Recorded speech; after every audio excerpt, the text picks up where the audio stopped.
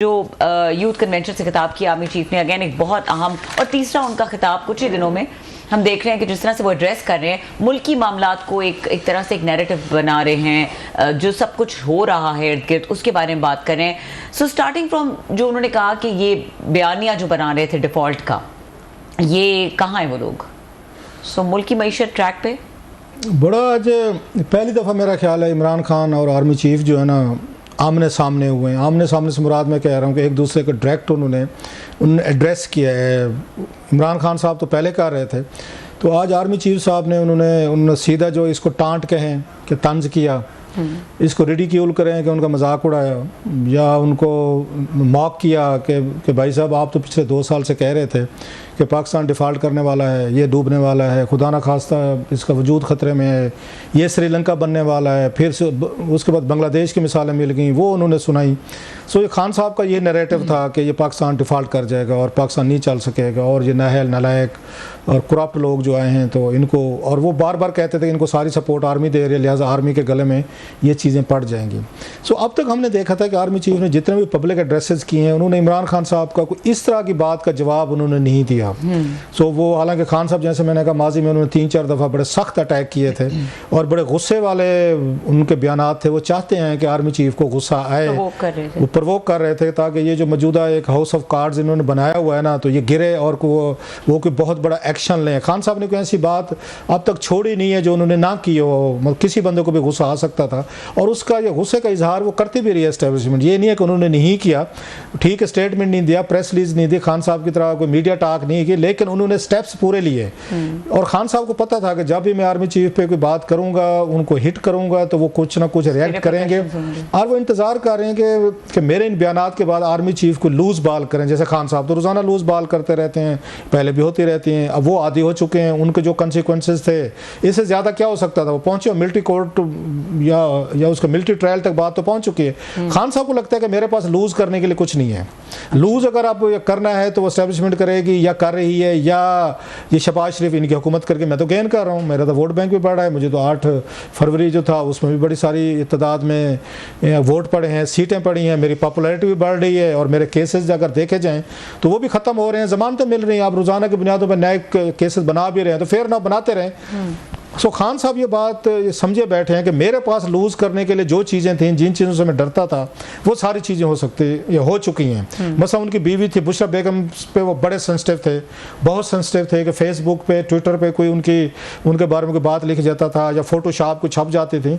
उस वक्त DGFIA जो थे यहाँ पे बशीर मेमन साहब थे, उनसे लड़ाई की एक वजह खान साहब की ये भी थी वज़ीर आज़म के तौर पर। इन्होंने कोई 10-15 लोगों के उनको नाम भेजे गए थे, जिसमें एक जर्नलिस्ट भी थे, कि इन्होंने बुशरा बीबी कॉमेंट किया आप इन पे ये टेररिज्म के तहत केसेस करें। उन्होंने कहा साइबर क्राइम के तहत भी हो सकते हैं, टेररिज्म की मेरे पास क्लास नहीं, मैं कैसे दहशतगर्दी बना के इनको पेश करूं।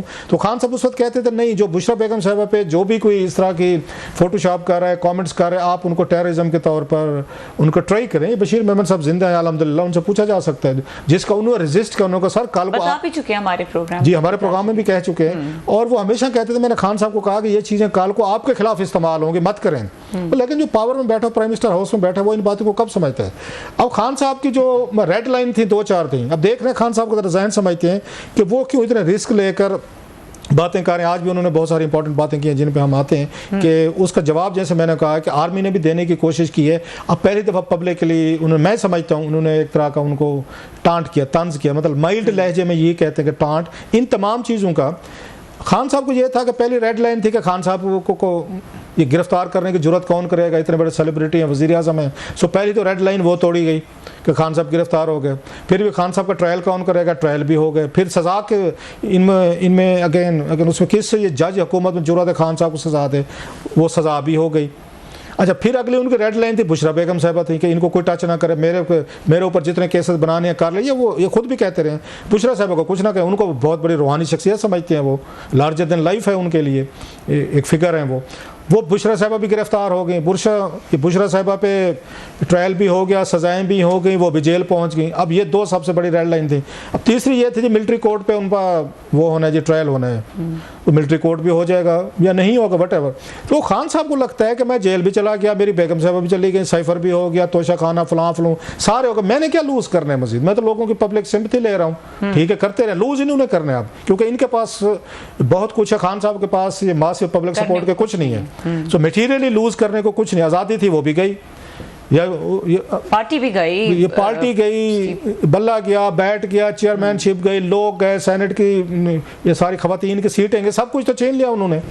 अब वो चाह रहे हैं कि जो इनके पास है ना वो ये लूज करें। वो कैसे लूज करें? वो रोजाना ऐसे बयान देते रहे हैं पिछले 6 महीनों से, बुशरा साहबा भी देते रही हैं। उन्होंने पहले कहा जनाब इमरान खान साहब को कत्ल करने की कोशिश हो रही है, साजिश हो रही है, फिर उन्होंने 3 नाम ले लिए मिलिट्री टॉप लीडरशिप को कि जनाब इन अगर खान साहब को कुछ हुआ तो ये 3 लोग जिम्मेदार होंगे। अच्छा, खान साहब ने पहले उनको एक दिन रोकने की कोशिश की, अगले दिन खान साहब ने भी कहा कि जी अगर कुछ हुआ, कोई बुशरा को हुआ, मुझे हुआ तो मैं इन लोगों को नहीं छोड़ूंगा, कब्रों से निकाल लूंगा।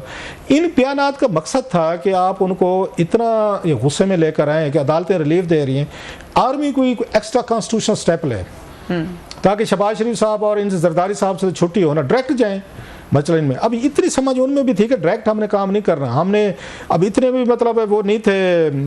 इमरान खान साहब तवक्को कर रहे थे कि इनको हटाएंगे, अगर शहबाज शरीफ को या जरदारी को, जैसे मैं खिलाफ हो चुका हूँ कल को ये भी खिलाफ हो जाते, इनकी हुकूमत हटाएगी थी। इतने भी ये बेवकूफ़ ये भी नहीं थे इसमें कि ये जनाब कि उनको इमरान खान साहब के बाद इनको भी अपना दुश्मन बना ले, मुखालिफ बना लें। सो उसके बाद उन्होंने जो इन पे कोशिशें की, नए केसेस बन रहे हैं नंबर 1। अच्छा, इद्दत केस जो था वो बहुत बड़ा इमरान खान साहब के लिए एक पर्सनली तौर पर बहुत ज़्यादा हर्ट करने वाला केस था। उस पर उन्होंने टार्चर किया, उनको सजाएं दिलवाई, ठीक है 6 महीने बाद वो हो जाएगा, उसको उन्होंने उसमें से बरी कर दिया होगा, लेकिन आपने उनको स्ट्रेस में तो डाला। पर्सनल उनकी लाइफ जो थी, sort of शर्मिंदगी, एम्बेरसमेंट, यस वो भी आपने दिखाई। अब वो भी टार्चर कर रहे थे, ये नहीं वो नहीं कर रहे थे, साथ में छोटे छोटे मतलब एक में ज़माना तो एक दिन कभी खुशी कभी गम, एक दिन खान साहब खुश हैं तो अगले दिन शाम को एक नया केस खोल गया उन पर। तो उन्होंने इनकी पर्सनैलिटी और इनकी नफ्सियात के साथ खेला कि इनको नफ्सियाती तौर पर तोड़ा जाए कि खान साहब को खुशी की खबर ही ना लगे, छोड़ो यार, अच्छा केस में मेरी जमानत होगी, छोड़ो यार कल को एक और बना देंगे। सो उनके लिए तमाम खुशी की खबरें जितनी भी थी वो इन्होंने ऐसा ले ली कि बंदे को रिलीफ ही ना दो, इनको ज़हनी स्ट्रेस में रखें। वो इस तरह का टार्चर कर रहे थे खान साहब पे, अभी भी कर रहे हैं। अब एक और था, उन्होंने कहा जब खान साहब ने आखिरी दिन उन्होंने जनाब से मुनीर पे उन्होंने बड़े सख्त बयान दिए थे, तो उन्होंने कहा जनाब इनको बैन करें, पीटीआई को बैन करें, और इसके बाद इन पे आर्टिकल 6 लगे, अलवी साहब पे भी लगे और ये कासिम सूरी पे और इमरान खान साहब पे भी लगे हैं। यही था ना। अब उस पर बड़ा शोर गोगा बना, उस पर बड़े खौफ डर पैदा हुआ। अब उसका जिक्र ही कोई नहीं करता। अता तारड़ साहब ने बहुत बड़ी प्रेस कॉन्फ्रेंस की थी, नोबडी टॉक्स अबाउट दैट कि क्या बना उसका भी आपने वो करना था, आर्टिकल 6 लगाना था, पार्टी बैन करना, कभी जिक्र सुना है आपने? कोई हवाला, कोई रेफरेंस 1-2 दिन हुआ? मकसद क्या था कि इनको खान साहब और उनकी पार्टी को इनको टार्चर, इनको ज़हनी टॉर्चर किया जाए। That's what they have done.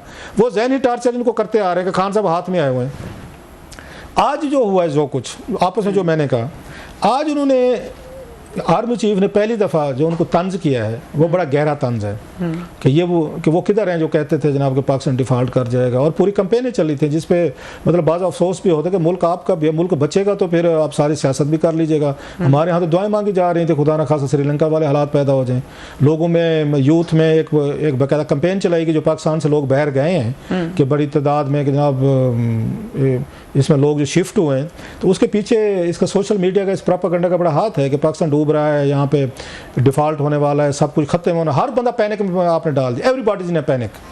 जो मतलब अच्छे खासे भी कमा रहे थे उनको पैनिक में देखा। मतलब यही था कि आप अनसर्टेनिटी जो है ना यहाँ पे एक पैदा करें, जो यूथ है आपके या लोग हैं यहाँ से पाकिस्तान छोड़ के वो बाहर जाए, और बड़ी तादाद में लोगों ने बाहर जाना भी शुरू कर दिया। ये स्ट्रेटजी भी उनकी सक्सेसफुल है। सो आर्मी चीफ ने एक तरह का उनको मेरा ख्याल है जवाब दिया है कि एक्सीलेंसी, आपकी 2 साल की कैंपेन थी, आपके हमारे पे हमले थे, टारगेट्स से जो कुछ भी किया, इसके बावजूद we survived, we are here, हम यहाँ खड़े हुए हैं, आप जेल में पड़े हुए हैं। सो ये मेरा ख्याल है आज। अच्छा क्लास साहब, आर्मी चीफ ने ये भी बात कही कि जो मुल्क का मुस्तकबिल है वो इस वक्त महफूज हाथों में है। So is he referring to establishment या रियासत की बात कर रहे हैं, एस्टेब्लिशमेंट की बात कर रहे हैं, हुकूमत की बात कर रहे हैं? क्योंकि एक इनकी बातों से लग रहा है कि डिफेंस दे रहे हैं, कवर दे रहे हैं पूरी गवर्नमेंट को जो सब बैठी हुई है। डेफिनेटली जब वज़ीर आज़म आपके साथ बैठा हो तो फिर आपने ये गुफ्तगू करनी है कि वो साहब जब वो बात कहते हैं कि महफूज हाथों में, वो फ़ौज की नहीं बात कर रहे, वो ओवरऑल रियासत की बात कर रहे हैं कि मुल्क है या रियासत है, they are in the safe hands, उनकी बात कर रहे हैं। एक चीज़ मैं ज़रूर कहूँगा, मैंने पहले भी की है कि आर्मी चीफ को इस तरह की पब्लिक गैदरिंग में आके इस तरह के स्टेटमेंट, मेरा ख्याल है इस तरह की तकरीर करने की ज़रूरत नहीं है। अच्छा, जनरल बाजवा साहब भी ये काम करते थे और जनरल बाजवा साहब तकरीरें नहीं करते थे इस तरीके के, वो और तरीके से होता करते थे। क्या है इससे? मैं उस पर आता हूँ कि इसका क्या नुकसान होगा इनको, आर्मी चीफ को इन द लॉन्गर रन, अगर हिस्ट्री इज एनी एविडेंस इसका। जनरल बाजवा साहब पे जब इमरान खान साहब ये इल्ज़ाम लगाते थे ना कि ये सारी हुकूमत मेरी चला रहे थे, ये पावर ये यूज़ कर रहे थे, मुझे कुछ भी नहीं करने देते थे, तो उसके पे लोग बिलीव करते हैं। उसके रीज़न है क्यों बिलीव करते हैं, क्योंकि जब इस तरह के कि हर हफ्ते वहाँ पे वो अपने घर पर आर्मी हाउस में जनरल बाजवा साहब का दरबार लगता था।